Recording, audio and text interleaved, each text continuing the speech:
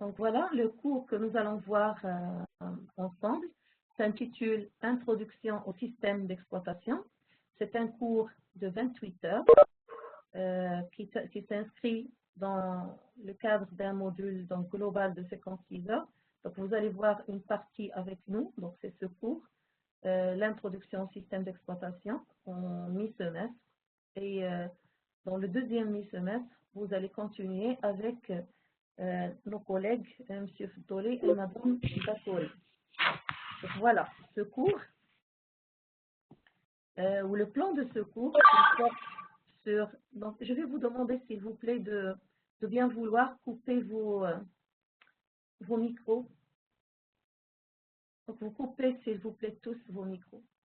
Donc j'étais en train de dire que le plan de ce cours porte sur trois grands axes, en plus de l'introduction. Donc, il y a l'introduction, et puis le chapitre 1, la gestion de processus, et système de gestion de fichiers comme chapitre 2, et le dernier chapitre est la gestion de la mémoire. En ce qui concerne le chapitre introduction, on va aborder un certain nombre de points, donc, parmi lesquels on va commencer donc par définir ce que c'est qu'un système informatique, puis on va voir donc les fonctionnalités du système d'exploitation, un aperçu de l'historique des systèmes d'exploitation, les classes des systèmes, et puis les modes d'exécution et les appels système, et on termine avec l'interpréteur de commandes.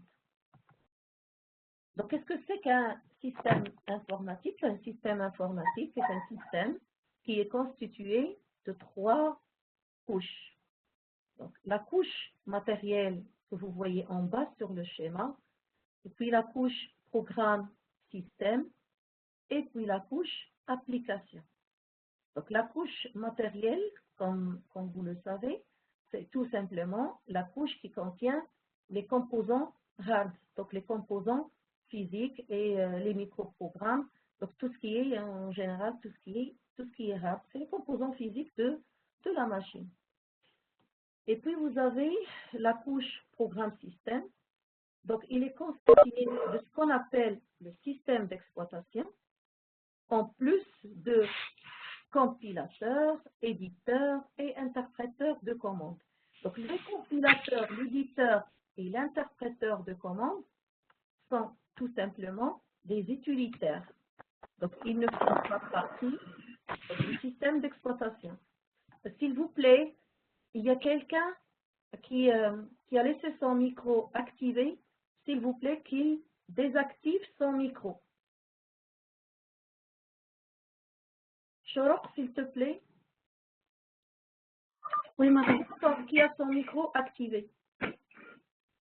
Parce que ça gêne dans l'enregistrement. Oui. Qui a son micro activé? Parce qu'apparemment, tout le monde l'a désactivé maintenant. C'est qui? C'est bon, tout le monde l'a désactivé maintenant. Ok, très bien. Tu désactives le tien, s'il te plaît, pour qu'on continue. Donc, j'étais en train de dire, la deuxième couche est la couche programme système. Cette couche, elle est constituée du système d'exploitation, ce qu'on appelle un système d'exploitation, en plus de quoi? En plus d'utilitaires, qui sont le compilateur. Hein, pour compiler, vous savez que pour compiler C, par exemple, un langage C, un programme en langage C, vous utilisez GCC ou CC, donc c'est le compilateur. Donc c'est un utilitaire. Les utilitaires, parmi les utilitaires figure aussi l'éditeur, parce que par exemple vous avez Emacs ou VI sous Unix, c'est des éditeurs de texte, et vous avez ce qu'on appelle l'interpréteur de commandes, comme le Corn Shell, que vous avez peut-être déjà l'occasion d'utiliser en première année au niveau du cours logiciel de base. En tout cas, on va voir à la fin de ce chapitre ce que c'est que le rôle d'un interpréteur de commande. Mais notez s'il vous plaît que le compilateur, l'éditeur et l'interpréteur de commande ne font pas vraiment partie du système d'exploitation, ce sont des utilitaires et le système d'exploitation, il peut les offrir, mais ce sont des utilitaires. Je reviens donc au système d'exploitation. C'est quoi un système d'exploitation? C'est tout simplement un logiciel de base et c'est pratiquement le premier logiciel que vous devez installer sur votre machine pour pouvoir dialoguer et communiquer avec la machine, pour pouvoir échanger avec la machine. Parce qu'une fois la machine est fabriquée, elle est construite, et une fois que vous avez la machine, première chose à faire, c'est d'installer le système d'exploitation, comme par exemple Windows ou MS-DOS ou Linux. Donc, ce sont des systèmes, des exemples de systèmes d'exploitation. Donc, ce sont des logiciels de base à installer la première fois, le premier logiciel à installer sur la machine. Parce que si vous n'installez pas Windows, par exemple, ou Linux, vous ne pouvez pas communiquer avec la machine. Parce que comment vous faites, par exemple, pour créer un fichier, pour créer un dossier, pour supprimer un dossier? Hein, vous utilisez, par exemple, Windows, il suffit de cliquer sur « Créer nouveau ». Hein, à travers une interface, vous mettez « Créer nouveau », l'interface Windows, « Créer nouveau dossier », il va vous donner la main pour créer un dossier. Et donc, il aide à communiquer avec la machine. Mais cela ne s'arrête pas uniquement à une simple communication. Les fonctionnalités du système d'exploitation sont plus larges et on va les voir tout de suite après ce slide. Qu'est-ce qui reste? Donc la troisième couche. La troisième couche est la couche application. Donc c'est la couche qui contient, donc sur votre machine, qu'est-ce qu'on va trouver? On va trouver soit des jeux, soit par exemple le Word, soit vos programmes personnels, les programmes que vous avez créés vous-même, ou des programmes que vous allez, ou des applications que vous allez installer sur votre machine. Donc ce schéma reflète un petit peu vos machines. Donc votre machine, il est constitué de quoi? C'est des couches. Il y a quoi? Il y a le matériel, donc le hardware que vous avez sur votre machine, les composants physiques, et puis il y a le logiciel, système d'exploitation que vous allez installer sur votre machine la première fois, avec bien sûr des utilitaires comme le compilateur, l'éditeur et l'interpréteur de commandes. Et on trouvera un ensemble d'applications et de programmes que vous installez sur votre machine. Voilà. Je pense que c'est clair. Je passe maintenant au slide suivant. Donc, comme je viens de le dire, on va découvrir ensemble les fonctionnalités du système d'exploitation. Donc, première fonctionnalité d'un système d'exploitation est le fait d'offrir une machine virtuelle. Donc, un système d'exploitation offre une machine virtuelle. Je m'explique. Qu'est-ce que je veux dire par machine virtuelle? Tout simplement, je veux dire que le système d'exploitation offre une interface qui est plus simple à utiliser que le matériel. Donc, le système d'exploitation, il va vous offrir une interface IHM qui est plus simple à utiliser que lorsqu'on utilise directement le matériel. Donc, il fait quoi? Il fait abstraction de la complexité du matériel. Pour mieux voir ceci et pour mieux assimiler la chose, il n'y a pas mieux que l'approche par l'exemple. Et là, je donnerai un exemple qui est celui de l'utilisation du contrôleur de disquette. Vous, aujourd'hui, vous n'utilisez plus de disquette, mais vous utilisez des flashs ou des clés USB, c'est pareil, sur lesquelles vous sauvegardez donc vos fichiers, donc des informations que vous avez sur ça. Donc avant, on utilisait des disquettes et c'est le même principe. Donc quand il s'agit d'utilisation du contrôleur de disquette, sans le système d'exploitation, nous devons, l'utilisateur qui souhaite utiliser donc la disquette, il doit connaître 16 commandes. Des commandes de lecture, comment faire pour lire, des commandes d'écriture, comment écrire sur un secteur, parce qu'on va le voir plus loin dans le cours, lorsqu'on va parler de système de fichiers, le disque dur est organisé en secteurs, et on écrit sur des secteurs. C'est des portions angulaires dans lesquelles on retrouve ces informations, les données. Donc, il faut savoir donc, avoir une idée ou savoir utiliser une commande d'écriture, des commandes de déplacement de bras. Pourquoi je parle de déplacement de bras? Ça aussi, on va le voir plus loin. Parce que le disque dur, il est constitué de bras, donc un bras mécanique, un bras auquel sont collées des têtes de lecture et d'écriture, parce qu'il y a des têtes qu'on utilise pour lire ou pour écrire à partir d'un disque dur. Et le disque, il a une forme cylindrique. Et le bras, normalement, le bras, il faut le faire bouger, donc le déplacer. Pourquoi faire? Pour déplacer les têtes de lecture sur ce qu'on appelle les pistes.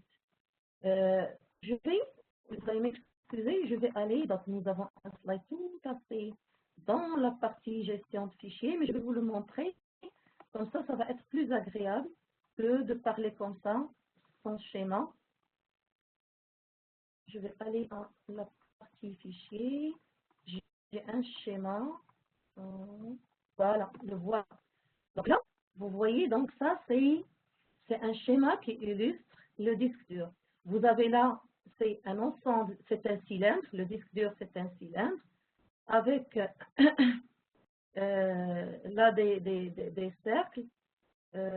Et vous avez, donc nous avons plusieurs cercles ou plusieurs disques, on va dire, qui sont entassés, l'un sur l'autre. OK? Et ce que vous voyez avec, qui est en discontinu, en très discontinu, c'est quoi? C'est ce qu'on appelle les pistes.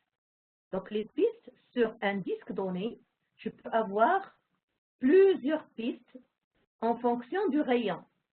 Hein? Là, par exemple, j'ai une piste qui est en discontinu au milieu. Et donc, la dernière piste, c'est celle-là, la plus grande, qui est en très continu. Et là, ce que vous voyez là, c'est les têtes de lecture-écriture. Vous avez là des têtes de lecture et d'écriture. OK? Ils sont collés à quoi? À un bras. C'est ça le bras. Et maintenant, pourquoi j'ai parlé de déplacement de bras? Parce que le bras, il faut le faire bouger pour passer d'une piste à l'autre, pour changer de piste. Ici, par exemple, je suis là, je vais écrire sur cette piste.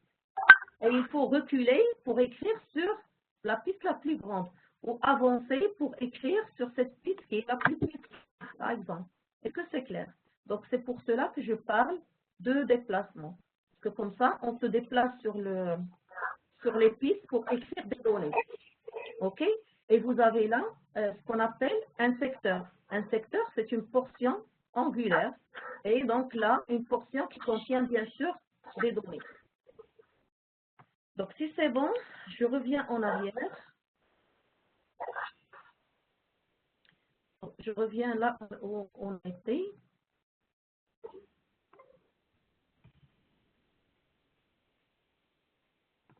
Donc, voilà.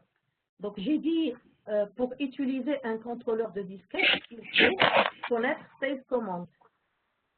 Donc s'il vous plaît, celui qui a activé son micro, qu'il le coupe, qu'il le désactive. Donc nous avons, l'utilisateur doit connaître 16 commandes.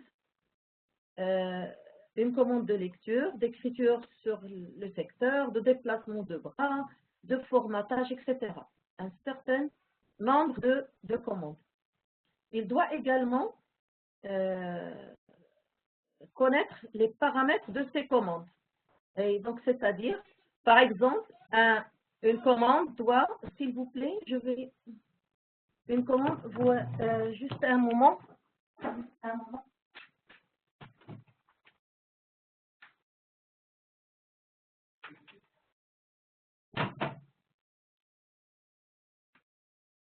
Excusez-moi.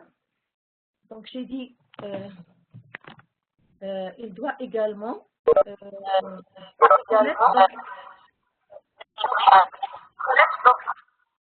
vous avez pris le micro, s'il vous plaît. Vous activez le micro.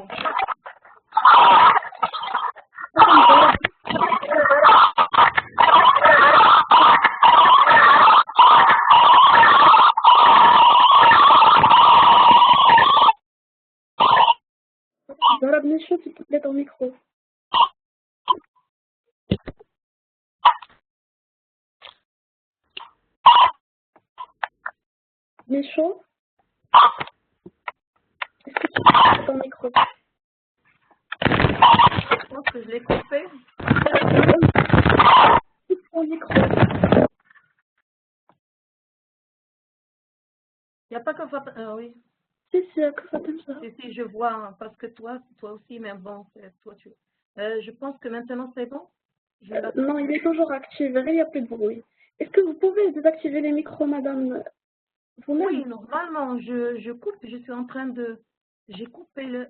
Je coupe, mais je ne sais pas pourquoi elle, ça ne se coupe pas.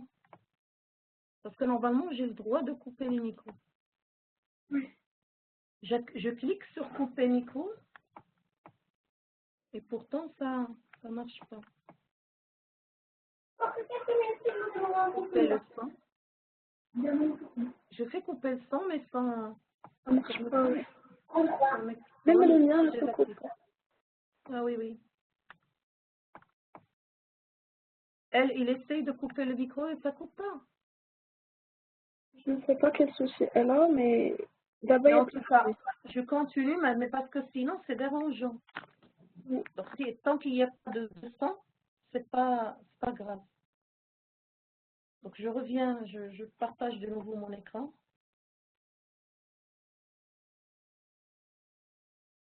Donc, j'étais là. Donc, j'ai dit, donc l'utilisateur, il doit connaître les 16 commandes, il doit aussi connaître les paramètres des commandes pour pouvoir l'utiliser. Comme paramètres, par exemple, on retrouve le nombre de secteurs, la distance entre les secteurs, le numéro de secteur. Donc, il doit connaître tout ça. Et en plus, il doit être capable de démarrer le moteur. Donc, il y a, quand je dis démarrer le moteur, si vous l'avez déjà vu, c'est quand il y a un point lumineux sur, par exemple, les PC fixes, par exemple, de bureau, donc un point qui s'allume lorsqu'on utilise le disque dur.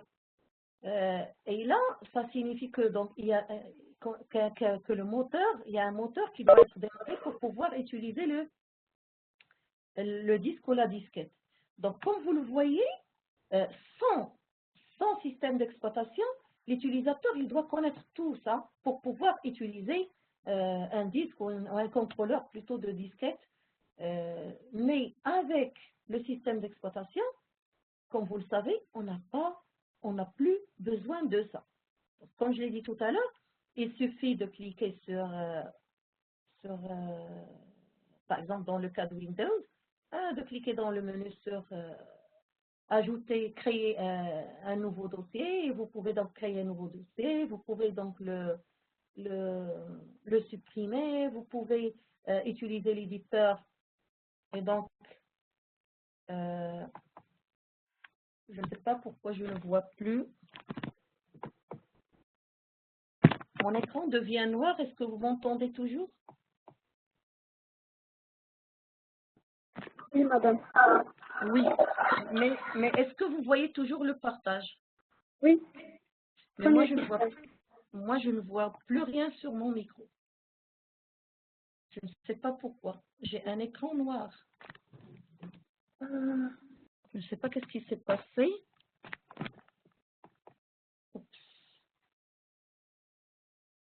Peut-être que j'ai un problème au niveau de mon PC.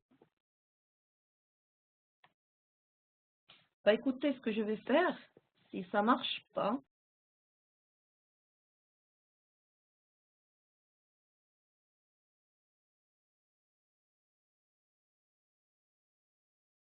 Maintenant, l'écran est noir.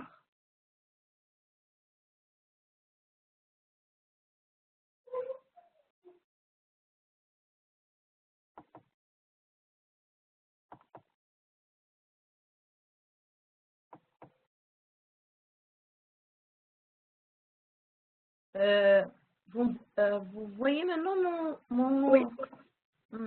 Je ne sais pas ce qui s'est passé, parce que mon écran est devenu noir, tout noir. Voilà. En tout cas, s'il y a un problème, ce que je vais faire, je vais basculer vers un autre PC et j'utiliserai l'autre PC. Mais en tout cas, pour le moment, je vais continuer. Donc, s'il y a un problème, vous me le signalez. Donc voilà, j'étais en train de dire que sans système d'exploitation, on allait quand même peiner à utiliser donc le contrôleur par exemple de disquette. Et pour récapituler, j'ai dit première fonctionnalité du système d'exploitation, c'est qu'il offre une machine virtuelle, donc une interface plus simple à utiliser qui fait abstraction de la complexité du matériel, d'utilisation du matériel. Voilà, je passe donc à la deuxième fonctionnalité. Donc, une autre fonctionnalité du système d'exploitation, c'est qu'il permet de gérer la mémoire pour l'exécution des tâches.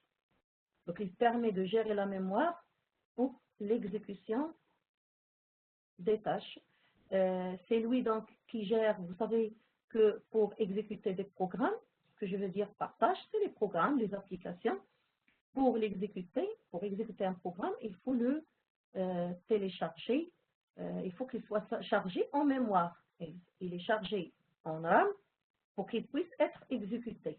Mais qui gère la mémoire, qui s'occupe de gérer la mémoire, c'est le système d'exploitation. Donc, c'est-à-dire, quand je dis gérer la mémoire, donc c'est lui qui va accorder ou attribuer un espace mémoire pour ce programme, pour qu'il soit stocké, pour qu'il puisse être exécuté. C'est lui aussi qui gère les conflits parce que je peux avoir plusieurs programmes en même temps sur la mémoire. Et il ne faut pas que l'un viole l'espace mémoire de l'autre ou que l'un écrase l'autre. Donc, c'est le système d'exploitation qui gère la mémoire. C'est aussi le système d'exploitation qui gère et conserve l'information.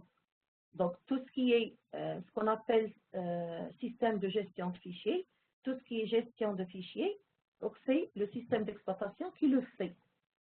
Pourquoi je parle de fichiers? Parce que quand on parle d'information, l'information c'est des données et les données, ils sont sur des fichiers, soit sur disque dur ou soit sur ce qu'on appelle la mémoire secondaire, donc les disquettes, les CD, les clés USB, etc.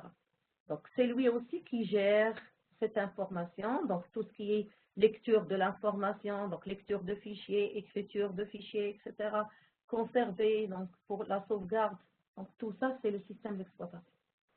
Une autre fonctionnalité du système d'exploitation est d'assurer l'interaction et la communication entre programmes. Donc, c'est lui qui va assurer l'échange, donc cette interaction, et la communication entre programmes. Vous savez, par exemple, que deux programmes peuvent avoir besoin de coopérer et peuvent, par exemple, partager une donnée qui est globale. Par exemple, un solde ou le solde bancaire. Donc, il y a un programme, par exemple, qui est de retrait qui doit retirer une somme d'argent au solde et un autre programme de virement qui, à l'inverse, au contraire, il rajoute. Et donc, ce sont par exemple des programmes qui utilisent la même variable, on va dire, donc la même donnée qui est partagée, et ce partage doit se faire de manière cohérente. Donc, qui nous assure ça? C'est aussi le système d'exploitation qui va assurer que ces programmes puissent interagir et communiquer, échanger sans problème. Donc, en plus, nous avons par exemple un autre exemple, un programme qui doit démarrer après l'autre. Une fois que l'un se termine, l'autre, il peut être déclenché. Ça aussi, cette synchronisation, ce qu'on appelle la synchronisation, il doit aussi être, il est aussi assuré par le système d'exploitation. Et donc, une autre fonctionnalité du SE est d'assurer la protection et de gérer les erreurs. Donc, tout ce qui est sécurité, tout ce qui est protection de données, protection de la mémoire, gestion des erreurs pour qu'il n'y ait pas un viol d'accès à l'espace de l'autre, c'est aussi le système d'exploitation qui le gère. Voilà. On va terminer par une dernière fonctionnalité du système d'exploitation, c'est gérer et contrôler les ressources partagées.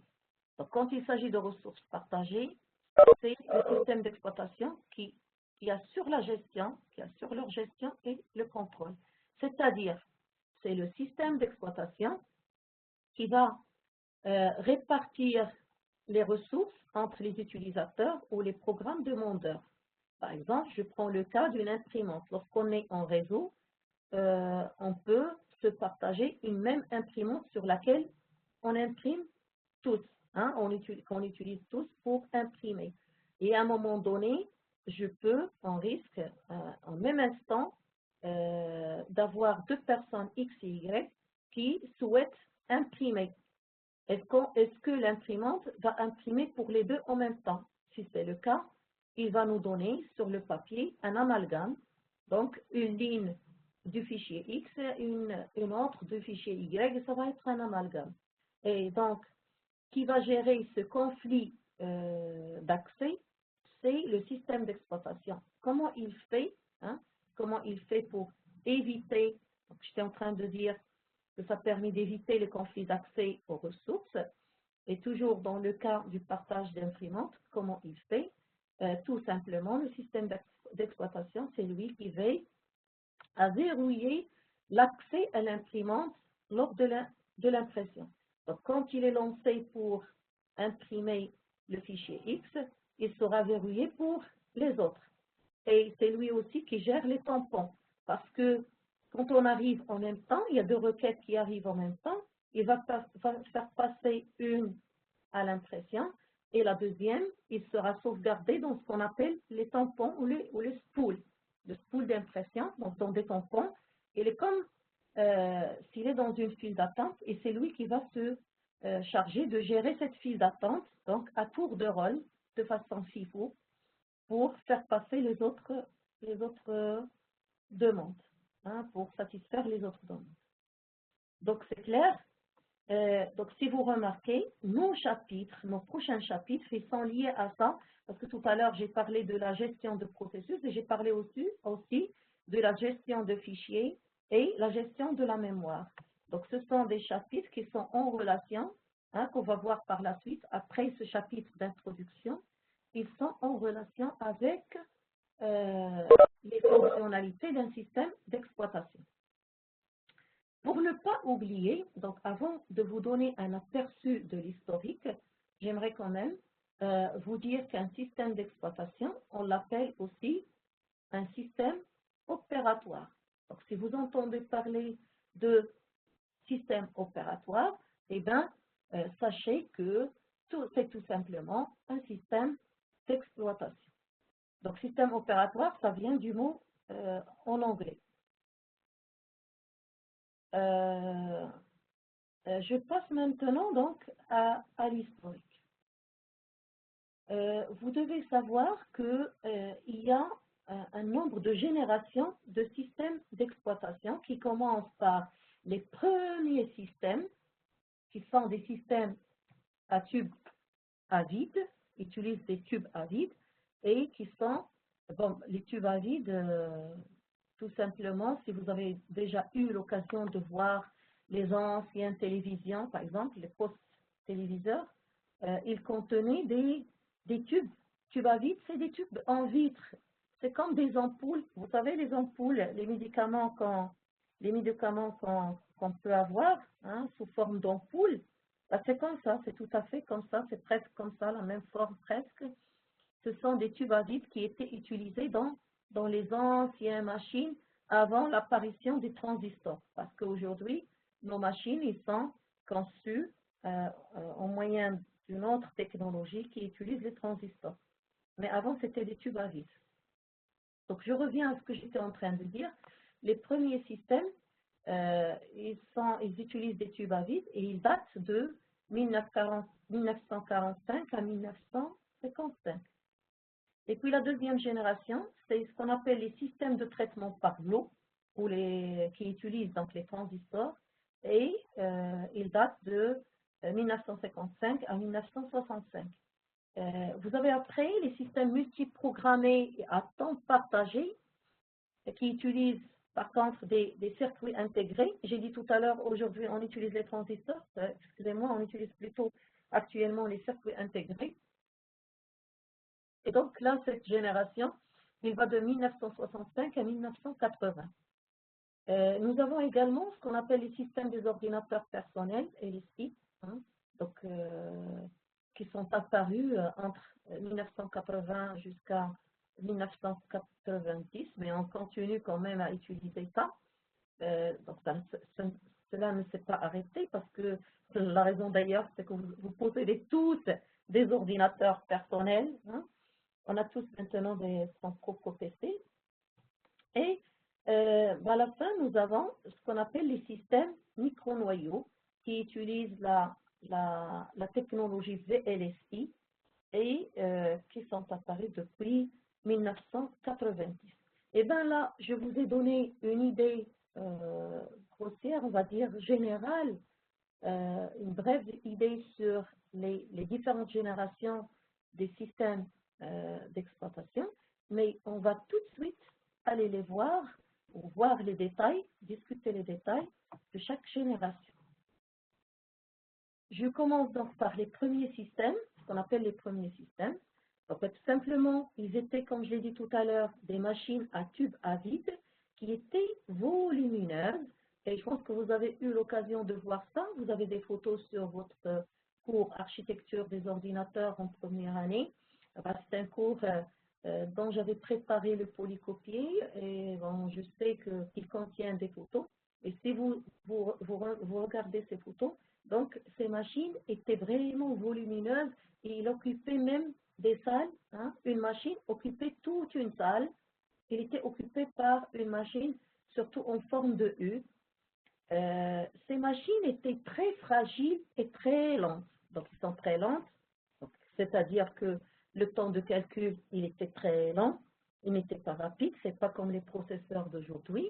Et ils étaient très fragiles, très fragiles. Pourquoi? Parce qu'ils contenaient des tubes à vide. Donc, c'est du vitre donc, qui se casse facilement. Et puis, vous avez là, j'ai dit, je note là, cette génération a été quand même caractérisée par quoi? Par l'absence de système d'exploitation.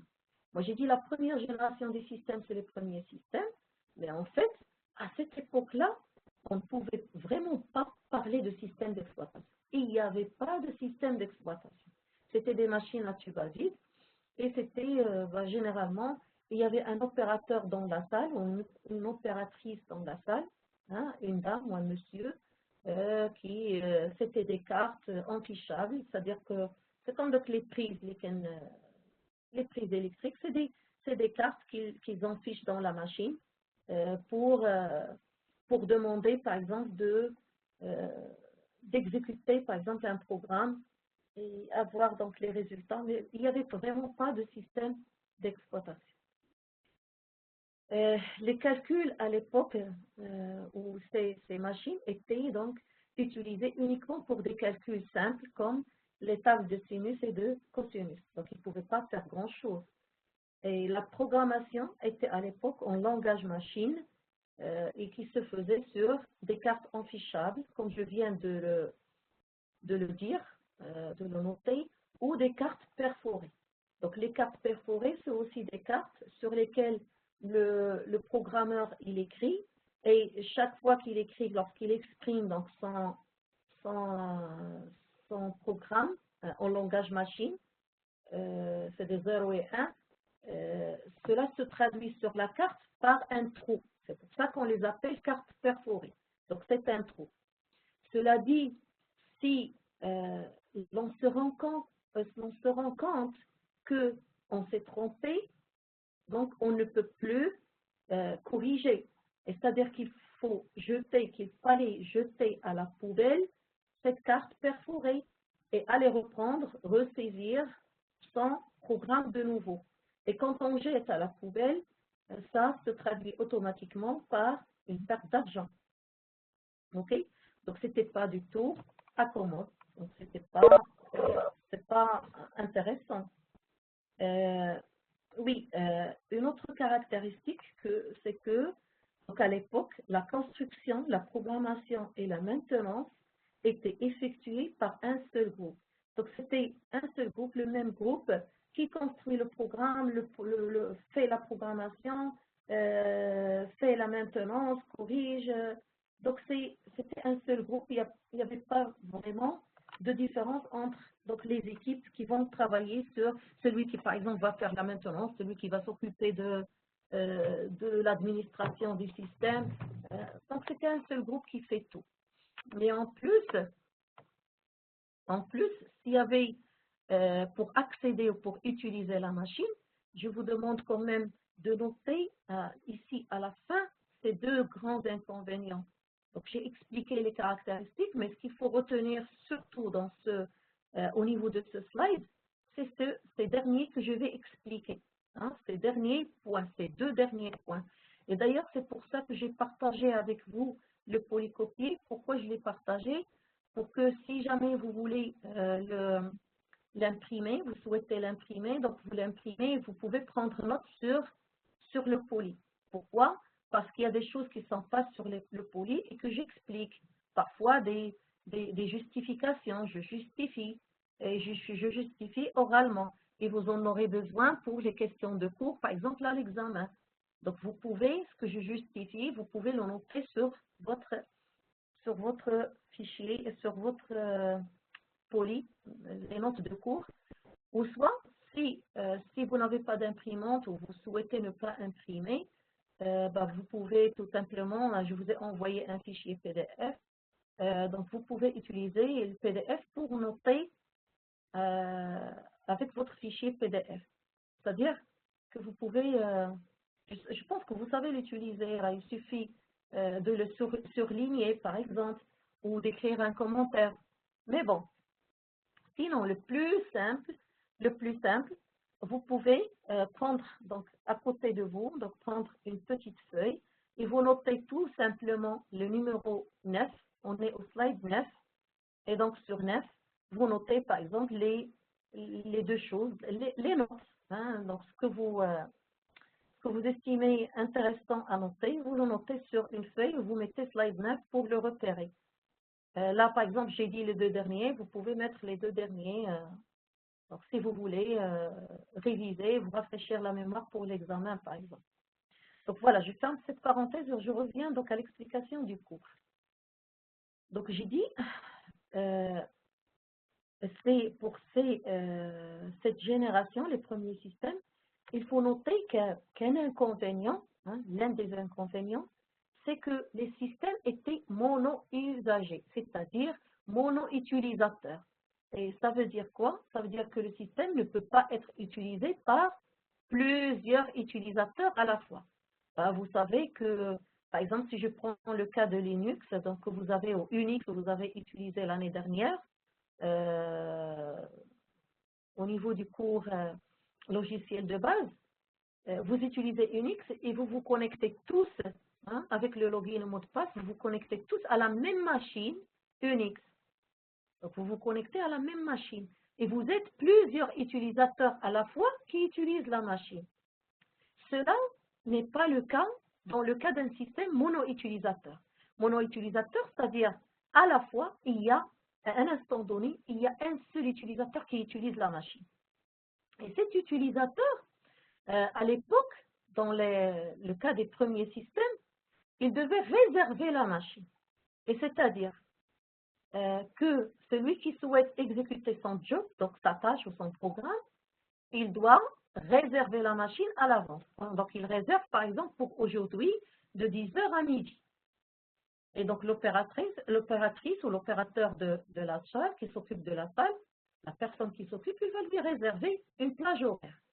Le problème, c'est que il va réserver pour 10h, par exemple, à midi, mais il risque de terminer l'exécution à 10h30, en une demi-heure. Donc, pendant l'heure qui reste ou les 90 minutes qui restent, donc la salle, il sera libre, mais le système ne va pas être utilisé parce que personne n'a réservé cette plage ou ce créneau horaire, parce qu'il était déjà réservé. Cela donne lieu à quoi? Cela, par conséquent, donne lieu à un autre inconvénient plus important et plus crucial, qui est la mauvaise utilisation de la CPU. c'est-à-dire quand je dis CPU, c'est le processeur, donc c'est l'unité de calcul. Et ça veut dire que qu'on utilise mal la machine ou le processeur pour le calcul. Le rendement, ce que je veux dire par mauvaise utilisation, c'est-à-dire que son rendement ne sera pas vraiment parfait, ne sera pas un rendement de 100%. Je m'explique. Donc, on a une machine volumineuse et qui est coûteuse à l'époque, très coûteuse, vachement chère, parce que donc, les personnes ne pouvaient pas s'acquérir des machines, parce que c'était vraiment trop cher. Nous avons du matériel coûteux qu'on souhaite utiliser au maximum pour le calcul, mais là, le résultat, c'est qu'il y aura des plages horaires, donc des creux, pendant lesquels la machine, le processeur n'est pas vraiment utilisé. Et c'est pour ça que je parle de mauvaise utilisation de la CPU ou ce qu'on appelle mauvais rendement de la CPU. Est-ce que c'est clair? Shorok, est-ce que c'est clair? Parce que je ne vois pas le chat. C'est bon.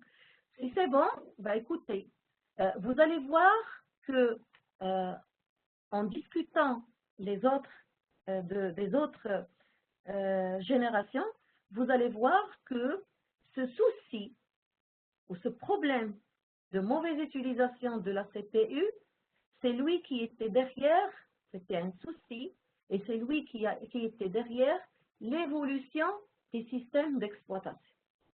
Donc voilà, on va passer à la deuxième génération.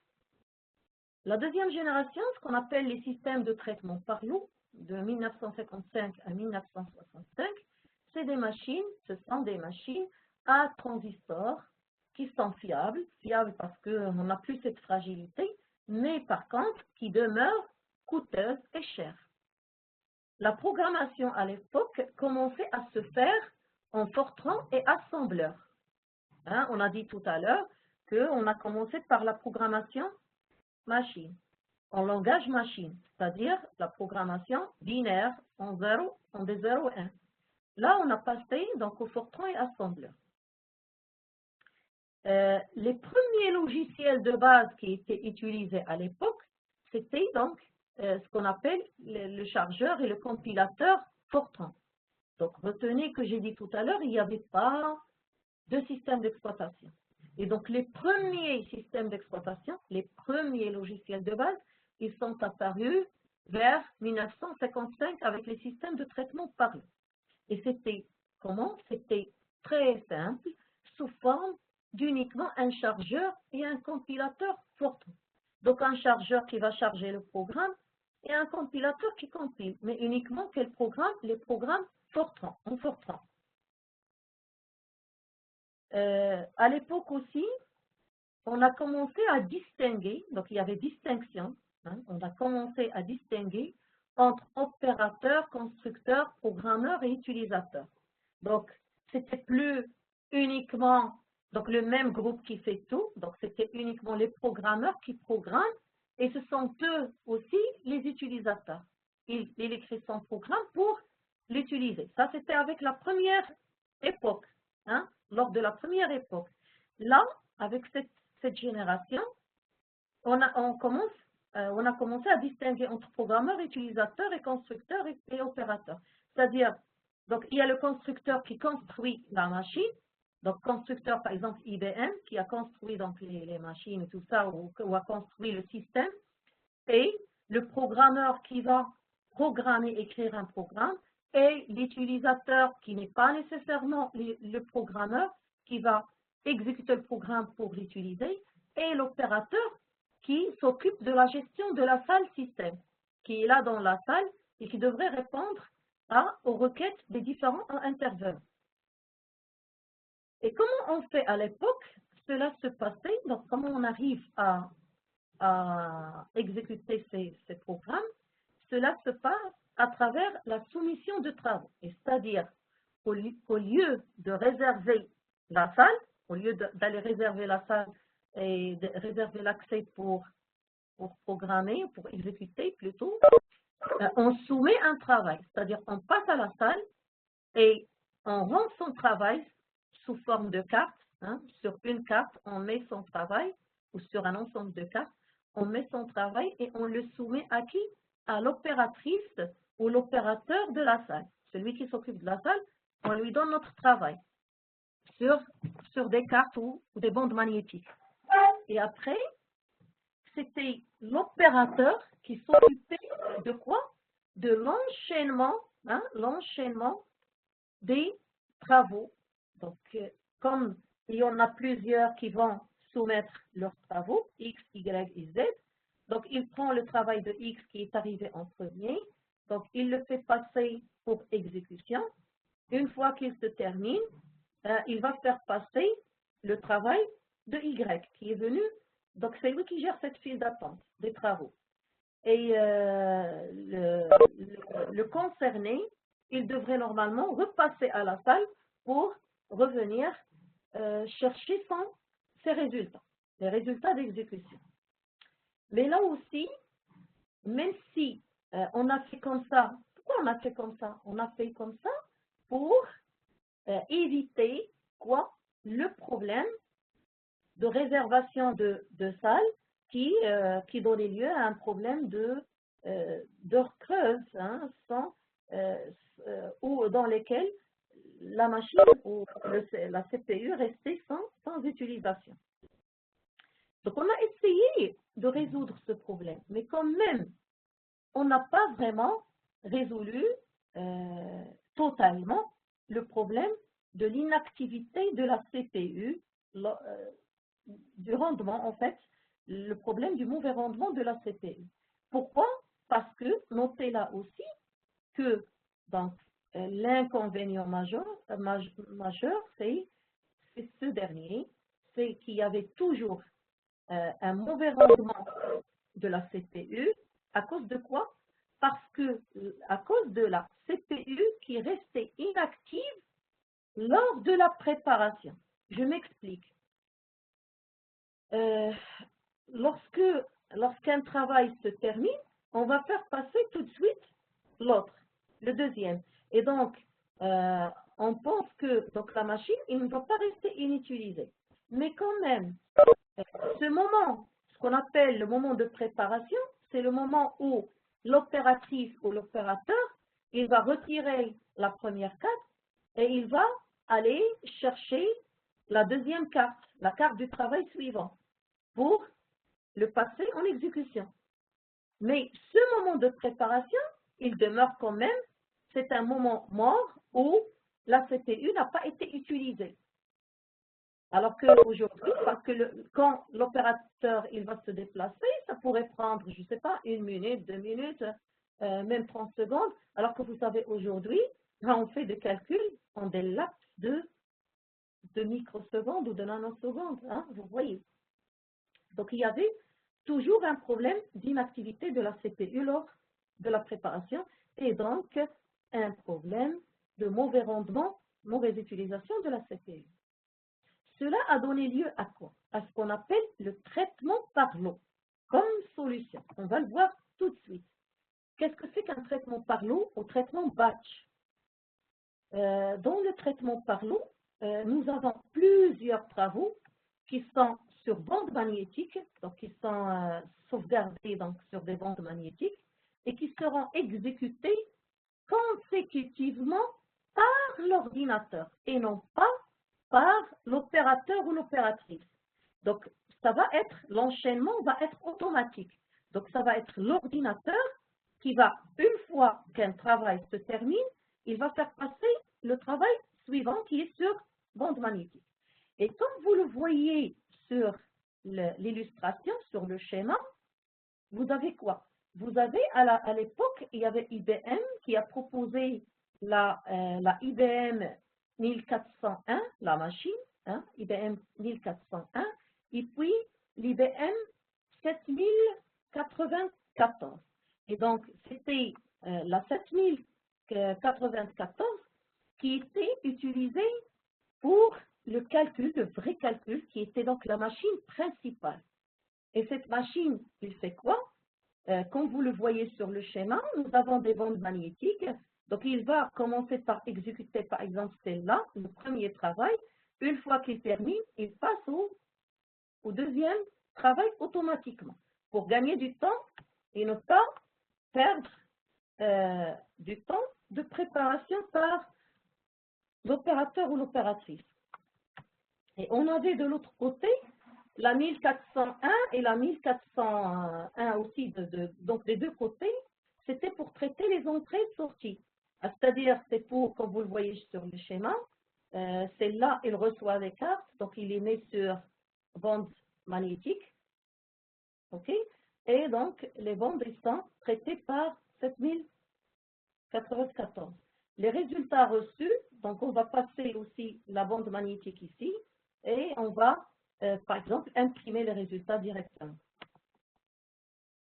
Cela explique ce que je viens de dire, explique cette deuxième puce, donc aux notes du slide, c'est que les ordinateurs auxiliaires, c'est ce que je viens de dire, donc ces deux-là, la 1401, c'est l'ordinateur auxiliaire.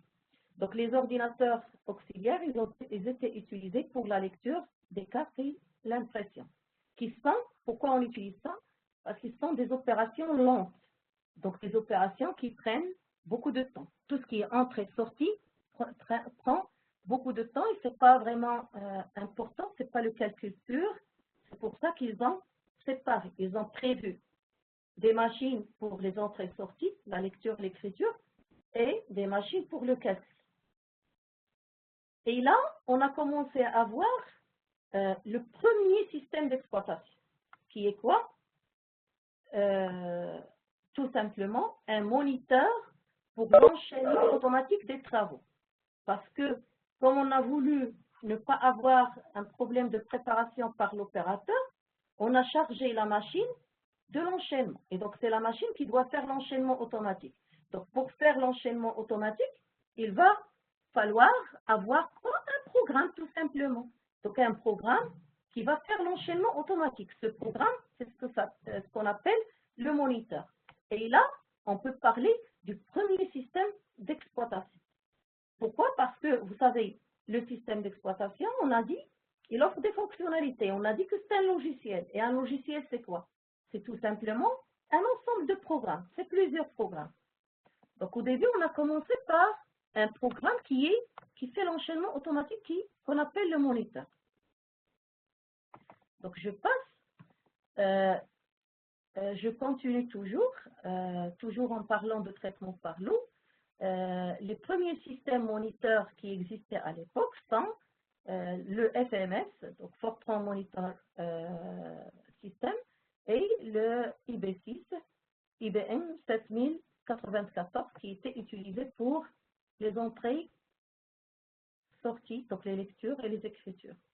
Et là, je vous ai donné juste un schéma qui vous montre, qui illustre donc les cartes d'un travail FMS, donc Fortran, Monitor System. Il fallait faire quoi? Vous remarquez ici, par exemple, j'ai une carte. La première carte, il contient job, donc le nom et l'organisme qui est propriétaire du job ou qui souhaite donc exécuter le job, la tâche ou le programme. Et puis la carte Fortran pour indiquer qu'il s'agit d'un programme Fortran. Et puis une carte qui contient le programme, donc les instructions. Et après une carte load qui indique à la machine qu'il faut charger le programme. Et puis une carte, donc le charger en mémoire bien sûr. Et puis une carte run pour l'exécuter. Et puis la carte de données, donc les entrées par exemple qu'il faut utiliser pour avoir les sorties. Et on termine par une carte end qui va indiquer à la machine, une fois qu'il arrive à ça, il sait que c'est la fin du programme, donc il termine l'exécution. Voilà. Donc ça, c'était juste un exemple pour vous illustrer, un schéma pour vous illustrer comment les programmes ou l'exécution fonctionnaient avec le premier système d'exploitation qui était le moniteur Fortran. Quels sont maintenant les inconvénients du traitement par l'eau ou traitement batch? Donc là, comme vous avez dû le constater, le traitement par l'eau a été proposé pour quoi faire? Pour proposer un enchaînement automatique et donc éviter la perte de temps lors de la préparation. Et donc, l'enchaînement de travaux se faisait par la machine elle-même. Mais le problème, les inconvénients que l'on pouvait quand même relever sont, la monoprogrammation, et ça veut dire monoprogrammation, donc monotâche, on dit monotâche ou monoprogrammation, c'est-à-dire qu'à un moment donné, on ne pouvait avoir qu'un seul programme qui s'exécute en mémoire. Donc, il y a un seul programme qui est chargé en mémoire et qui est exécuté par la machine. On ne pouvait pas avoir plusieurs programmes. Vous, par exemple, aujourd'hui, quand vous utilisez, par exemple, Windows ou Unix, je prends le cas de Windows, vous pouvez ouvrir un fichier Word, hein, et le garder, réduire la fenêtre, et aller ouvrir un fichier Excel, hein, et ouvrir peut-être autre chose, votre mail, votre navigateur mail. Et donc là, vous avez 3 tâches, 3 applications qui s'exécutent en même temps. Et on parle d'un système monotâche. Ici, avec le traitement par l'eau, donc les systèmes qui étaient proposés étaient des systèmes monotâches. Vous, c'était multi, excusez-moi. Quand vous utilisez plusieurs applications, donc Excel, Word, Mail, par exemple, qui s'exécute, le navigateur qui s'exécute en même temps, ça c'est multitâche. Hein, vous utilisez des systèmes multitâches. Alors que pour le cas du traitement par l'eau, c'est un système qui fait monotâche, monoprogrammation. Une seule tâche ou un seul programme à la fois figure en mémoire et s'exécute à la fois. La CPU était encore mal utilisée. Donc la CPU, j'ai dit, était encore mal utilisée parce qu'on devait quand même attendre les entrées-sorties. Donc même si l'enchaînement se faisait automatiquement par la machine principale ne traitait pas les entrées-sorties. Et donc, quand je m'explique, lorsque j'ai par exemple une tâche qui se termine, donc la tâche X se termine, et l'ordinateur il doit passer automatiquement à l'exécution de la tâche Y. Mais le problème, il peut y avoir un problème, c'est que la tâche X, nous avons une lecture d'entrée et les entrées, on ne les a pas encore toutes lues. Donc les entrées ne sont pas encore disponibles.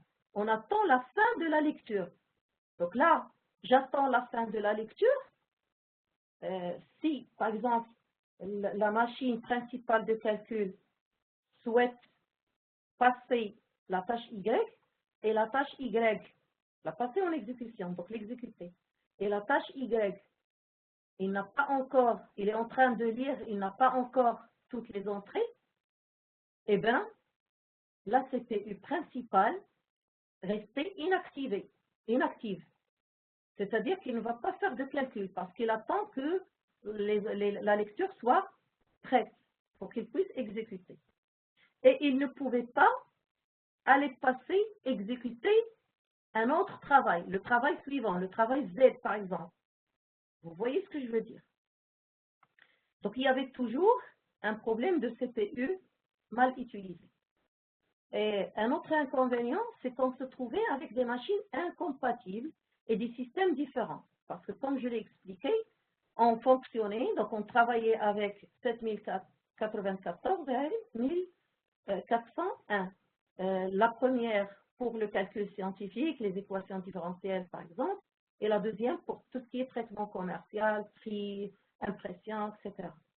Et donc là, on se trouvait avec deux machines qui sont incompatibles, c'est-à-dire qu'on ne peut pas passer donc, un programme, si on a un programme, il n'est pas portable, on ne peut pas passer d'une machine à l'autre. Et puis on a des systèmes aussi d'exploitation différents. Un système d'exploitation spécifique pour la machine principale et un autre spécifique pour les machines auxiliaires. Et donc, cela induit quoi? Induit un coût de maintenance élevé. Donc, on avait un problème de maintenance qui sera élevé. Donc, voilà. Pour résoudre tout ça, se sont apparus par la suite ce qu'on appelle les systèmes multiprogrammés à temps partagé. Donc, c'était entre 1965 et 1980. Donc, c'était des machines à circuit intégré qui étaient moins coûteuses et encore plus performantes. À l'époque, on utilisait quoi? Une famille d'ordinateurs compatibles. Donc, pour résoudre le problème d'incompatibilité, donc avec cette nouvelle génération, on n'utilisait plus la IBM 7094 et 1000, je me rappelle plus, 1000, on a dit 1401, ok? On n'utilisait plus deux systèmes. Donc, on a commencé à construire une famille d'ordinateurs qui sont compatibles. Donc, c'est surtout l'IBM 360 ou la famille IBM 370. Et donc là, on utilisait avec cette famille d'ordinateurs compatibles un même système d'exploitation, un système d'exploitation unique. Et donc, on avait des machines avec une même architecture et avec un même jeu d'instructions. En utilisant ça, et donc à l'époque des systèmes multiprogrammés à temps partagé, on avait aussi la possibilité d'utiliser ce qu'on appelle les entrées-sorties spoolées. C'est-à-dire qu'on avait la possibilité d'utiliser la mémoire secondaire au lieu de bandes magnétiques. Comme vous l'avez remarqué sur le schéma précédent, ici, on utilisait des bandes magnétiques. Avec cette nouvelle génération, on n'utilise plus les bandes magnétiques, mais on pouvait donc sauvegarder nos entrées-sorties sur de la mémoire secondaire. Qu'est-ce que c'est qu'une mémoire secondaire? C'est comme les disques durs. C'est une mémoire secondaire. Aujourd'hui, les CD, les clés, c'est des mémoires secondaires. Ok. Avec cette époque aussi, avec donc l'apparition, l'avènement des systèmes multiprogrammés à temps partagé, on a eu donc apparition de ce qu'on appelle le concept de la multiprogrammation. Tout à l'heure, je vous ai dit, le traitement batch, le système, il est monoprogrammation, donc il est monotâche. Là, vous allez voir, on va pouvoir avoir plusieurs tâches, plusieurs programmes qui s'exécutent en même temps, qui sont en même temps chargés en mémoire et qui s'exécutent en même temps. Donc, c'est quoi la multiprogrammation? C'est quoi la notion de multiprogrammation, le concept multiprogrammation? C'est le fait que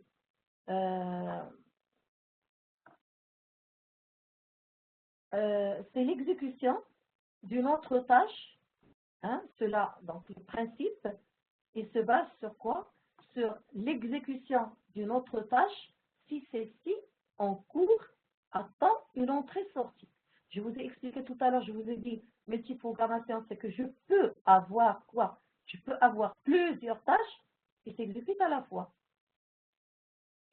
Donc, quand je dis qu'ils s'exécutent à la fois, c'est-à-dire qu'ils peuvent être chargés en mémoire pour exécution. Mais quand je dis s'exécute à la fois, je vais vous expliquer. C'est du pseudo-parallélisme. On va en parler. Ne vous inquiétez pas, vous allez comprendre. Mais c'est quoi le principe? Le principe de la multiprogrammation, c'est que lorsqu'une tâche se termine, la machine, il va pouvoir exécuter une autre tâche, ok? La tâche qui suit. Mais si cette tâche qui suit, il est en cours, il attend par exemple une entrée-sortie, donc il est en train de faire une lecture ou une écriture, la machine va pouvoir exécuter une autre tâche. Donc si on veut récapituler, pour simplifier, vous avez à un moment donné une tâche X qui est en train de s'exécuter. Lorsque la tâche X va avoir besoin de faire une lecture, d'aller chercher par exemple des informations dans un fichier, donc les lire pour les traiter, ou il est en train d'écrire sur un fichier, par exemple, de faire des opérations de sortie, donc d'écriture, eh bien, on va switcher, c'est-à-dire que le processeur, il va aller exécuter une autre tâche qui est dans la file d'attente, qui attend, il va commencer son exécution, en attendant que l'autre qui était en cours termine son entrée ou sortie. C'est bon? Si c'est clair, cela veut dire quoi? Cela veut dire qu'à un moment donné, on va avoir quoi? À un moment donné, on va se trouver avec plusieurs tâches, plusieurs travaux qui sont à la fois sur la machine, en mémoire, je veux dire. Donc ça, ce que j'ai schématisé là, c'est notre mémoire. Donc en mémoire, nous avons le système d'exploitation qui est aussi un logiciel, donc un programme qui tourne. Donc il est en mémoire. Et nous aurons par exemple le travail 1, la tâche 1 et la tâche 2. Peut-être la tâche X, hein, d'autres tâches qui sont à la fois chargées en mémoire. L'une, ils s'exécutent et les autres, ils attendent leur tour. Mais quand celle qui s'exécute fait une entrée ou une sortie, c'est la suivante qui va s'exécuter. Donc cela dit, ça veut dire qu'on aura donc plusieurs travaux, plusieurs tâches en mémoire.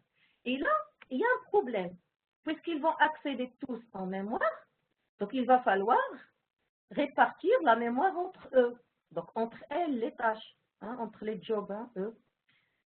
Il va falloir répartir la mémoire, il va falloir aussi, n'oubliez pas, il va falloir aussi protéger donc l'accès à la zone réservée à chacun et tout ça, etc. Mais bon, première chose, il va falloir répartir, c'est ce qu'on appelle, hein, faire une répartition, ce qu'on appelle le partitionnement de la mémoire. On doit partitionner, donc c'est-à-dire créer des partitions.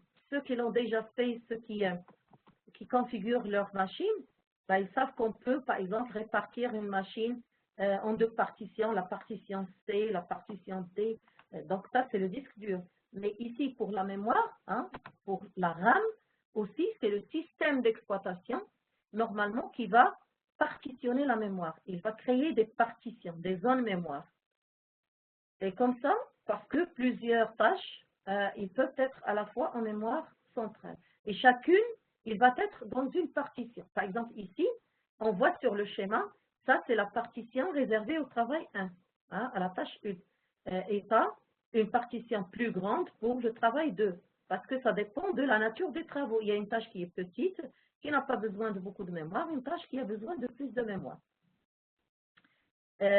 Donc, le système devrait partitionner la mémoire, mais pour attribuer des zones mémoire à chaque tâche qui souhaite s'exécuter, et il doit encore ordonnancer les travaux. Donc, quand je dis ordonnancer, ça vient du mot ordre. Donc, c'est lui qui va gérer, qui va prendre en premier lieu le processeur et qui va le suivre après. Donc, à chaque instant, à qui il faut attribuer l'ordonnancement, ça veut dire à qui il faut attribuer le processeur pour qu'il passe en exécution. Lorsque, par exemple, tâche 1 fait une écriture ou une lecture, on va lui retirer le processeur qui va faire ça, le système d'exploitation. Il retire le processeur, il le fait passer au travail suivant. Mais lequel, le suivant? Qu'est-ce qu'il fait? Donc, c'est lui qui ordonnance. Est-ce qu'il va le passer au travail 2, 3 ou 4? Donc, il va se passer normalement au suivant. Généralement, c'est FIFO. Voilà. Donc, ça, ce partitionnement, donc quand vous remarquez, le partitionnement et l'ordonnancement sont donc deux nouvelles fonctionnalités qu'il fallait rajouter aux fonctionnalités des systèmes d'exploitation. Parce que vous remarquez, on est en train de voir comment les systèmes d'exploitation, ils ont évolué dans le temps. On a commencé par un simple moniteur d'enchaînement automatique de travaux à un autre rôle qui est le partitionnement de la mémoire et l'ordonnancement des tâches. Mais un inconvénient de la multiprogrammation, je dirais plutôt des systèmes de traitement par lot, les systèmes batch multiprogrammés. Okay? Donc les systèmes de traitement par lot ou batch multiprogrammés. Un inconvénient, donc, c'est qu'on se trouvait avec des systèmes non interactifs. Et c'est-à-dire, qu'est-ce que je veux dire par non interactif? C'est-à-dire qu'on ne va pas pouvoir, c'est vrai que lorsqu'une tâche qui s'exécute en premier lieu, il prend donc le processeur, donc il a le processeur et c'est elle qui s'exécute. Et c'est vrai que lorsqu'il est en train de faire une entrée-sortie, on va passer la main à une autre tâche, mais quand est-ce qu'on va passer la main? C'est lorsque celle qui est en cours, la tâche qui est en cours, est en train de faire une entrée ou une sortie.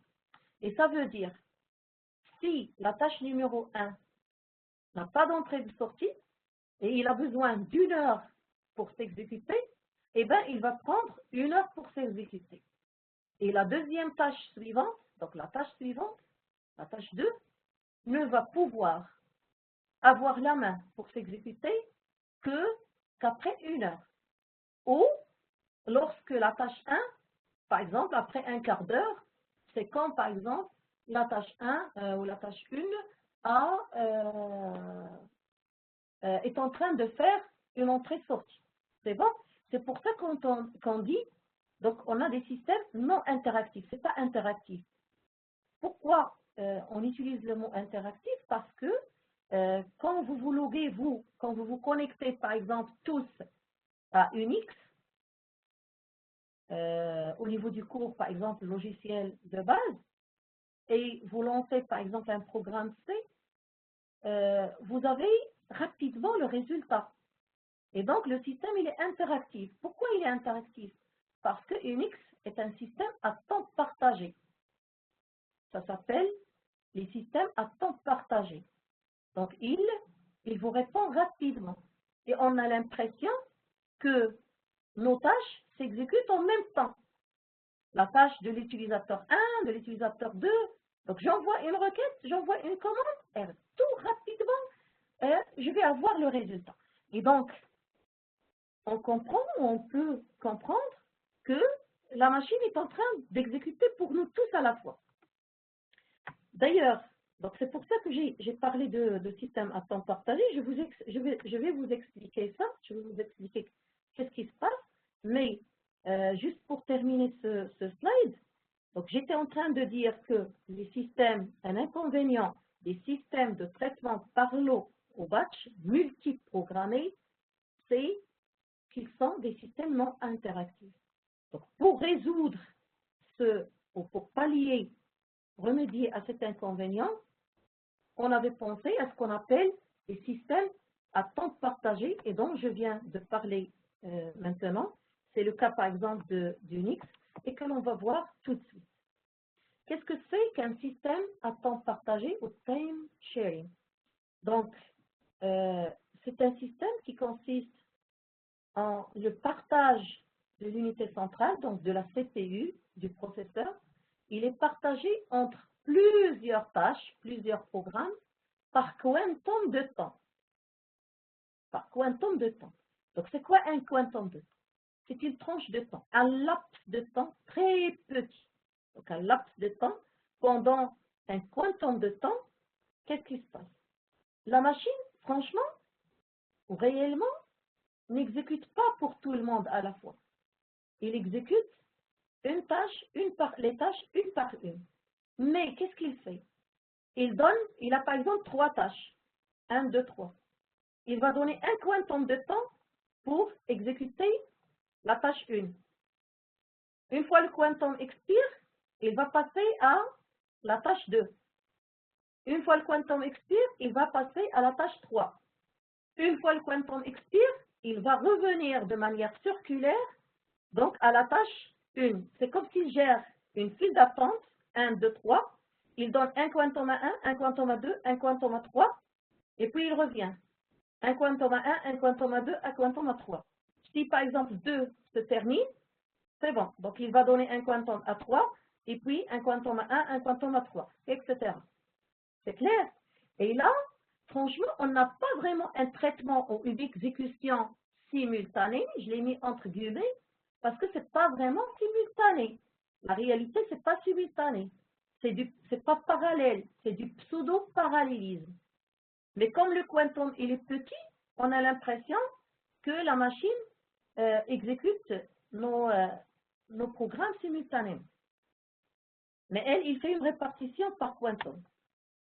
Est-ce que c'est clair, cette notion? Parce que par la suite du cours, dans la gestion de processus, on aura besoin, donc on va travailler sur ça, parce que c'est ce qu'on a actuellement, c'est les systèmes à temps partagé, comme le cas de Linux. Dites-moi s'il vous plaît si c'est bon, parce que il est important de comprendre ce principe. Quelqu'un me fait signe. Si ce n'est pas clair, je reprends. Oui, madame, c'est bon. C'est bon, merci Sofiane. Ok, je passe. Et donc, avec les systèmes à temps partagé, comme vous avez dû le comprendre, on aura, merci Hind, on aura plusieurs utilisateurs connectés en ligne, hein, donc plusieurs qui seront connectés en ligne et qui sont servis à la fois de façon interactive. C'est ce que je viens de dire. Donc, vous êtes tous connectés à une machine Unix ou Linux en même temps et vous êtes servis à la fois de façon interactive, c'est-à-dire de façon rapide, c'est-à-dire que le temps de réponse est rapide. Vous arrivez à avoir rapidement le résultat, donc l'exécution de votre commande. Quels sont donc les systèmes d'exploitation qui sont apparus à l'époque, qui étaient des systèmes à temps partagé? Donc, c'était des systèmes un peu plus complexes. Quand je dis complexe, ça ne veut pas dire difficile, mais ça veut dire plus riches, plus advanced system. Donc, ils sont avancés, c'est-à-dire qu'ils sont avec plus de fonctionnalités. Hein, rappelez-vous, on a dit au début que c'était uniquement la fonctionnalité de moniteur, donc d'enchaînement automatique. Après, c'était le partitionnement, l'ordonnancement. Maintenant, avec la programmation, le temps multipartagé, donc les systèmes commencent petit à petit à s'enrichir par plus ou par davantage de fonctionnalités et à devenir de plus en plus complexes et riches. Donc, comme exemple de ces systèmes, donc à l'époque, figurait donc CTSS et Multix, Multiplexed Information and Computing Service, qui est tout simplement l'ancêtre d'Unix. Donc, à l'époque, c'était Multix, donc qui est l'ancêtre d'Unix que nous connaissons aujourd'hui. Mais Unix, il reste le plus porté. Hein, vous savez, donc Unix, c'est vraiment un système d'exploitation qui est puissant, hein, et qui est portable, donc qui est porté, donc qui permet la portabilité et tout. C'est plutôt Unix et Linux. Voilà, donc on va passer à une autre génération, qui est la génération du système des ordinateurs personnels, qui sont apparus donc entre 1980 et 1986. Donc c'était des machines à circuit LSI, Large Scale Integration. C'était donc, ils utilisaient des transistors au centimètre carré, donc les transistors devenus plus petits, donc de l'ordre d'un centimètre carré. Et les machines étaient encore moins coûteuses, et ce qui a donné donc lieu à des machines, à des ordinateurs personnels, c'est-à-dire le prix a baissé, et donc les personnes, les individus, donc, avaient la possibilité de s'acquérir des ordinateurs personnels. Et les systèmes d'exploitation qui étaient proposés, qui ont été développés pour ces systèmes d'ordinateurs personnels, donc c'était MS-DOS, hein, le DOS. Vous entendez parler de DOS, les MS-DOS, Windows, macOS, Linux, etc. Il y a une panoplie de systèmes d'exploitation. Ça aussi a été lié aussi à l'apparition des systèmes centralisés en réseau. C'est-à-dire qu'on a commencé aussi à l'époque, on a commencé à relier des machines en moyen de réseau. Donc les machines, ils sont reliés en moyen de réseau. Pourquoi faire? Donc nous sommes tous liés par réseau et cela nous permet, j'ai dit pourquoi faire, nous permet d'échanger. Donc pour partager par exemple des informations. Donc je peux vous envoyer donc un fichier, par exemple un document, on peut faire des échanges. Et après, nous avons également eu donc l'apparition de systèmes distribués. Donc les systèmes distribués, ce n'est pas les systèmes en réseau. Ce n'est pas la même chose. Ce n'est pas le fait de relier des systèmes, des machines. Hein. La première, c'est des machines, ici, réseau, c'est des machines qui sont reliées en réseau. On relie des machines, ils peuvent partager, échanger des informations.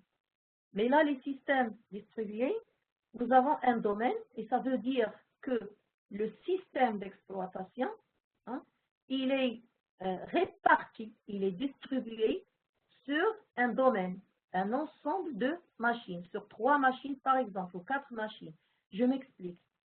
Vous savez que nous avons dit qu'un système d'exploitation, c'est un logiciel. Et qui dit un logiciel, c'est un ensemble de programmes, parmi lesquels, par exemple, une partie de programme qu'on appelle le système de fichiers, qui se charge de la gestion de fichiers, la gestion des informations, la lecture, la suppression donc, de fichiers et de répertoires.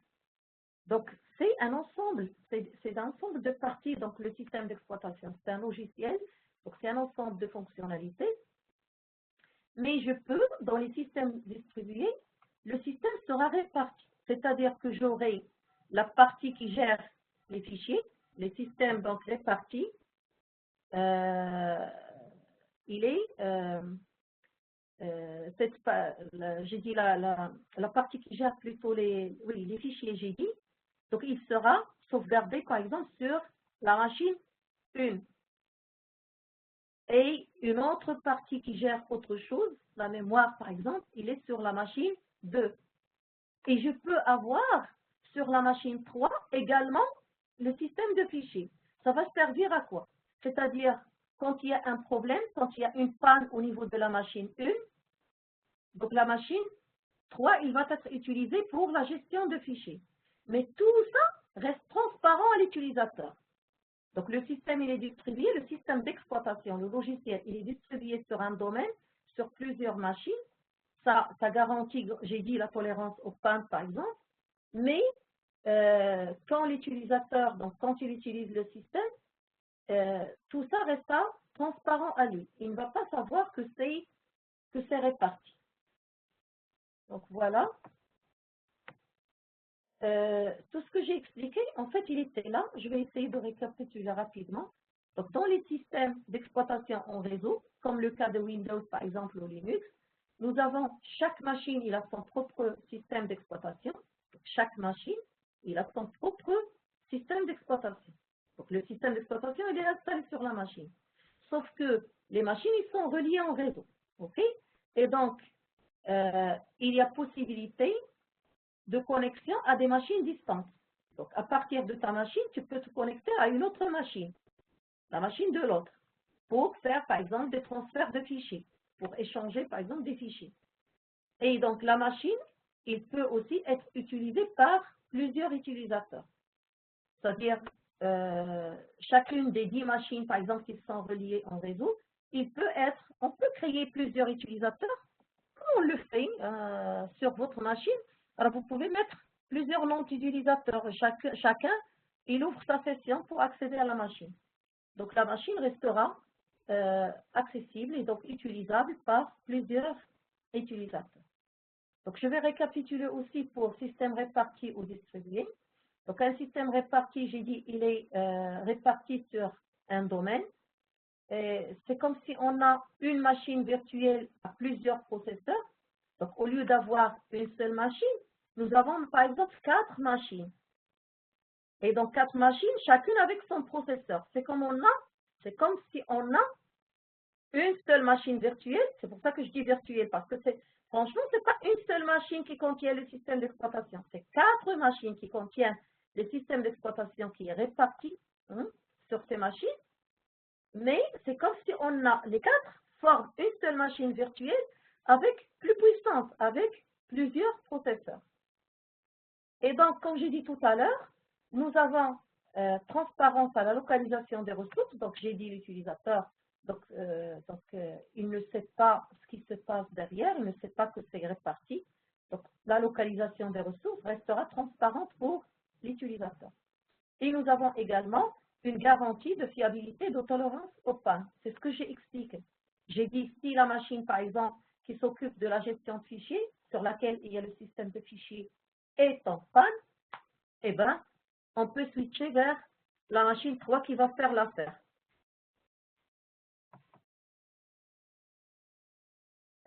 Nous avons également les systèmes micro-noyaux, donc la dernière génération.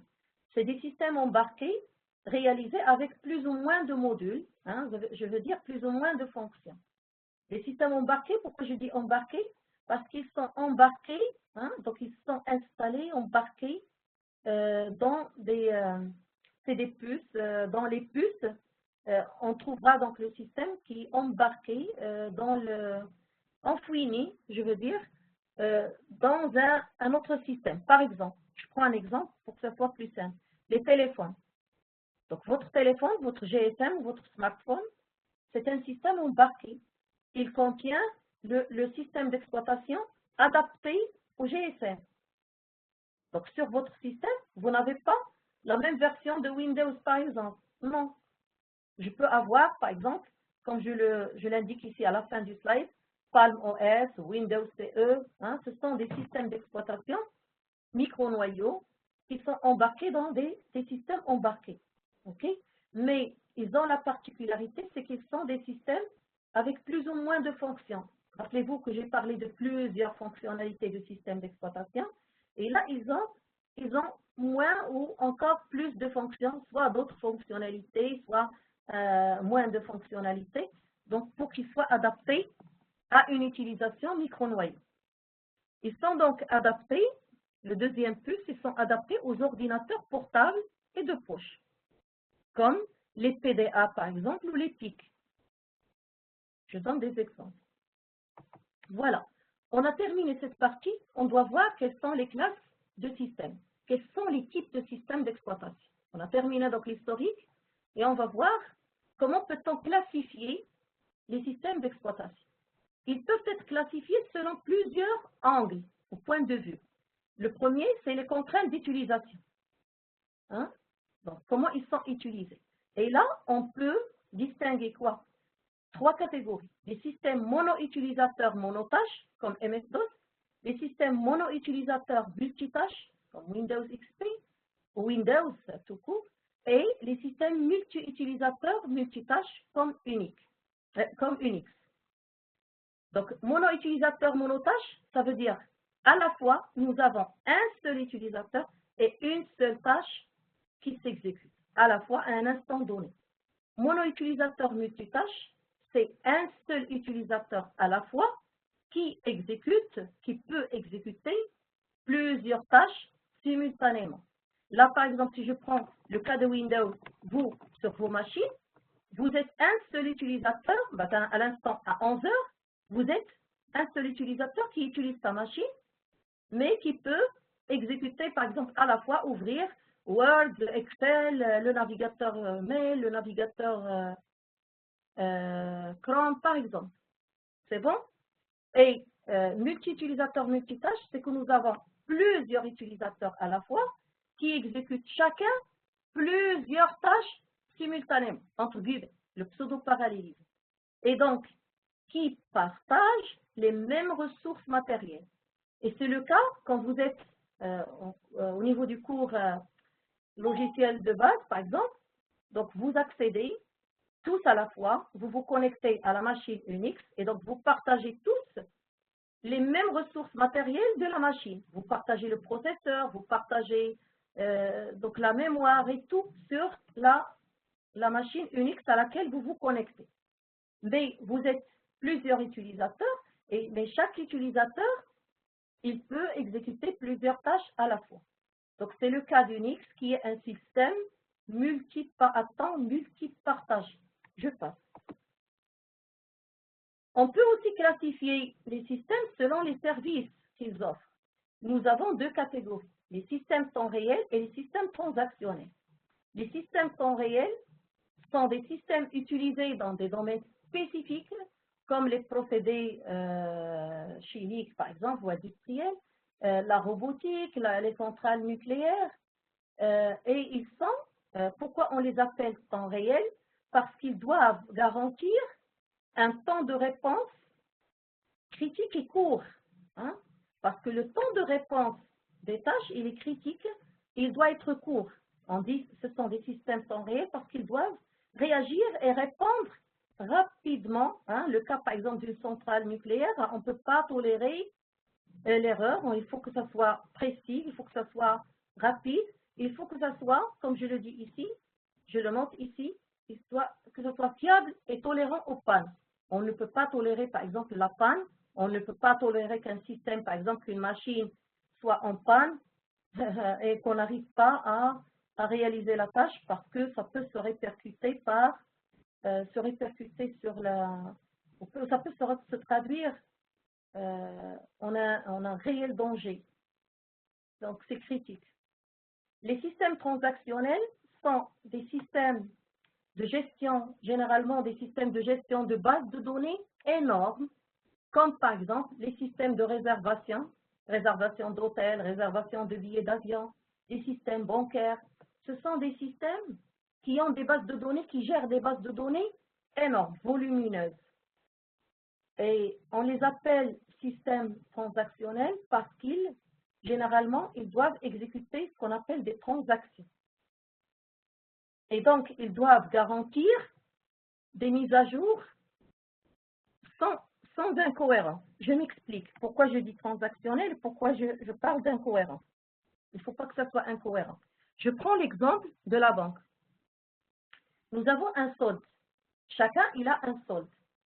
Et il peut faire soit un retrait, une opération, une transaction de retrait, ou soit une transaction de virement. Et normalement, les deux transactions, ils manipulent le solde. L'une, il va retirer, l'autre, il va rajouter. Si maintenant nous avons un solde de 100 et on retire, on a retiré 10, mais on a retiré et on n'a pas changé la variable solde.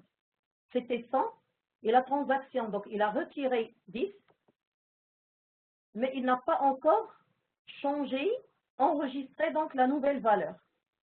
Et il y a eu une coupure, une rupture. Parce que rappelez-vous, on est par exemple dans le cas de système à temps partagé ou multiprogrammé aussi.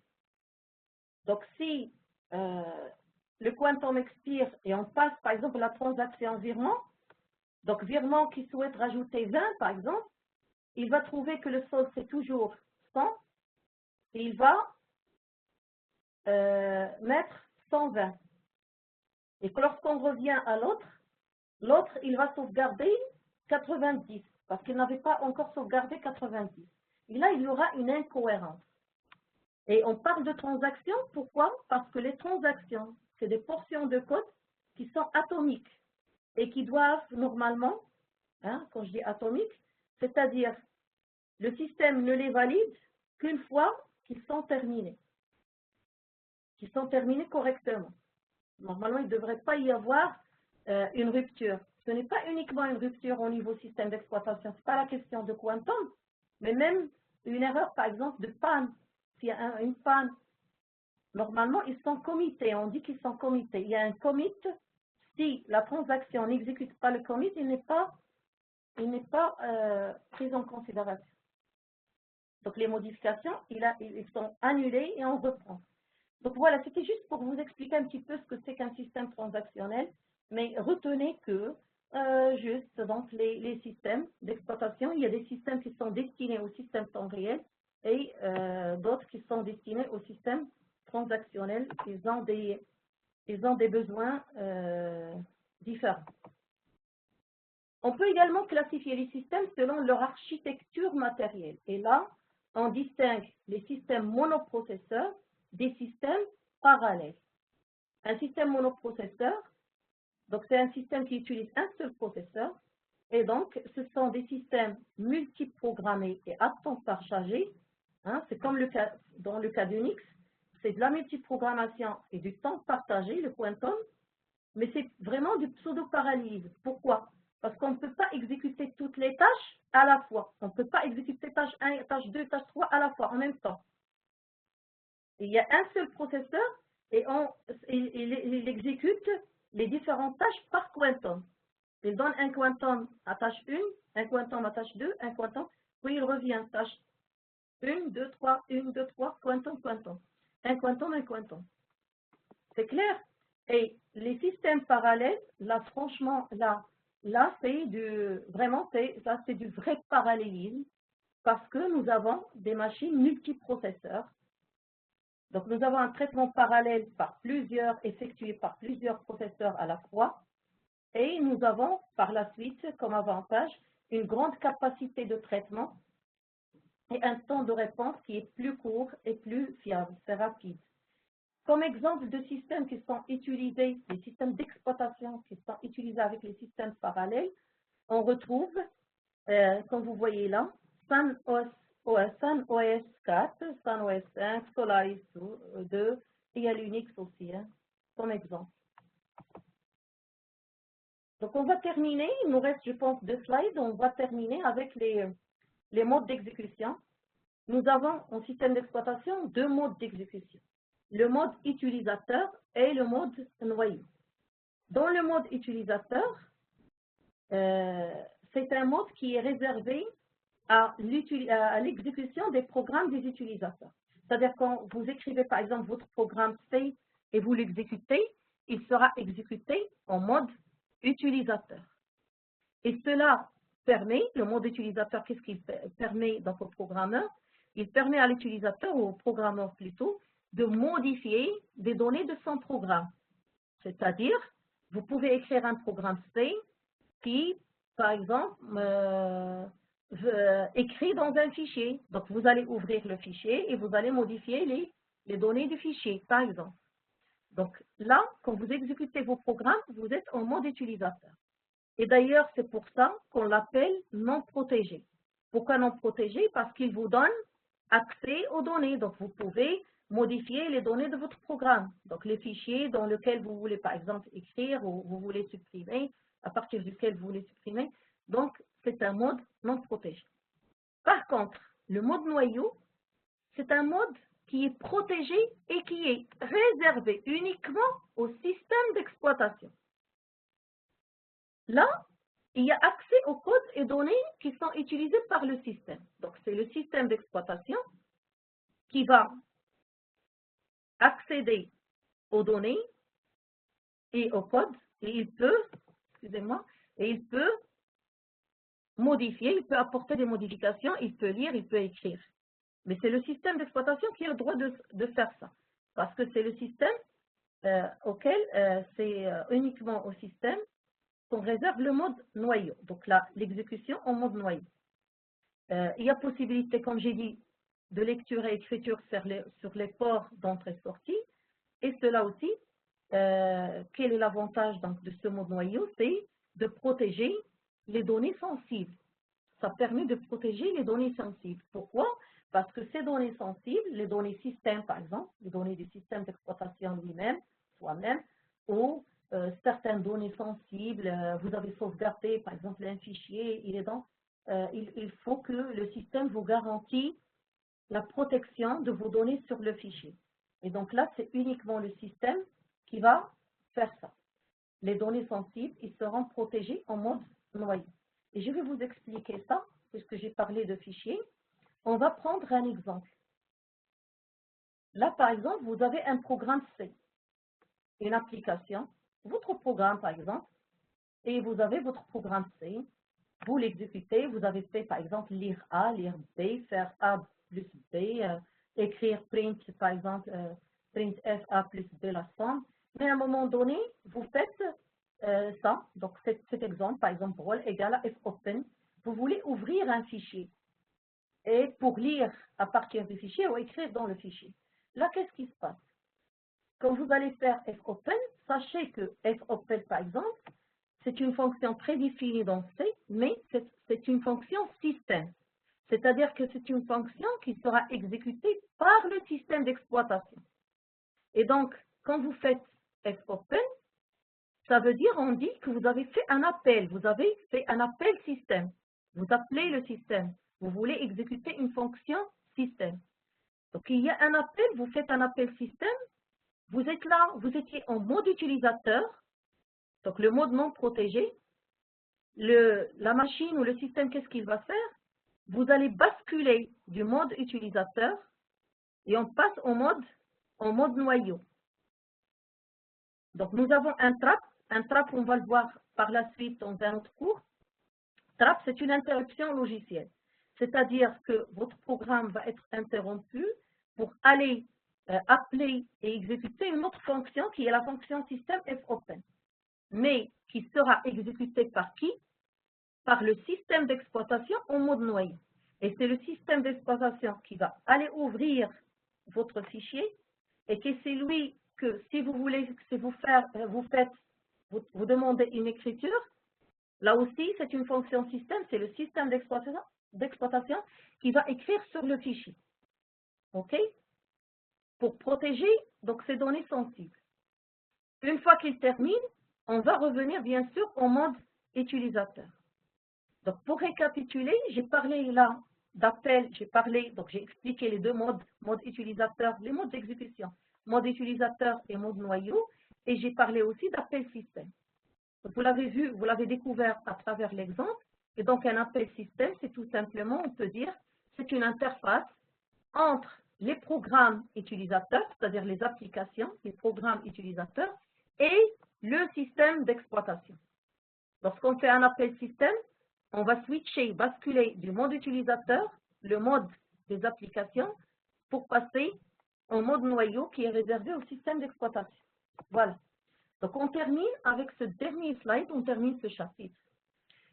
Tout à fait au début de ce cours, j'ai parlé d'interpréteur de commandes, d'utilitaire, donc le compilateur, l'éditeur, et j'ai dit, figure aussi l'interpréteur de commandes. Donc tout simplement, qu'est-ce que c'est qu'un interpréteur de commandes? Comme le Korn Shell ou Shell sous Unix, c'est tout simplement un utilitaire et non pas une partie du système d'exploitation. Comme exemple, il y a Shell sous Unix ou Korn Shell. C'est un utilitaire qui tournera constamment dès la connexion, c'est-à-dire, je m'explique, quand vous vous connectez à une machine Unix, dès que vous vous connectez, le système, qu'est-ce qu'il va faire?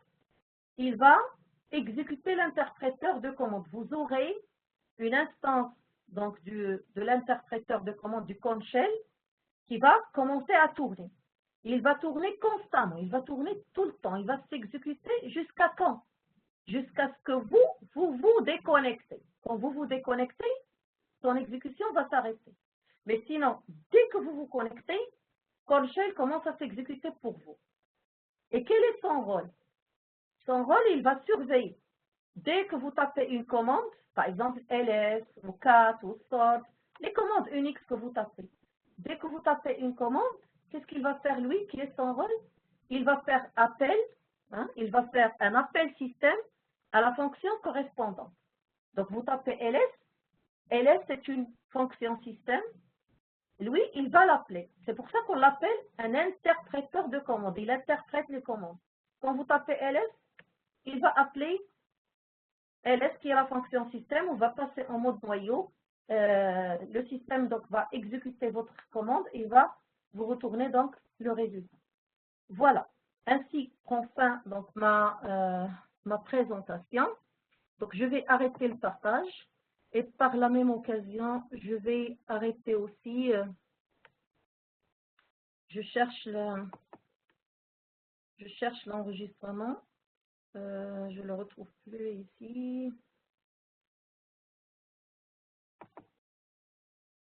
Je cherche à arrêter, voilà, il est là. Je vais arrêter l'enregistrement.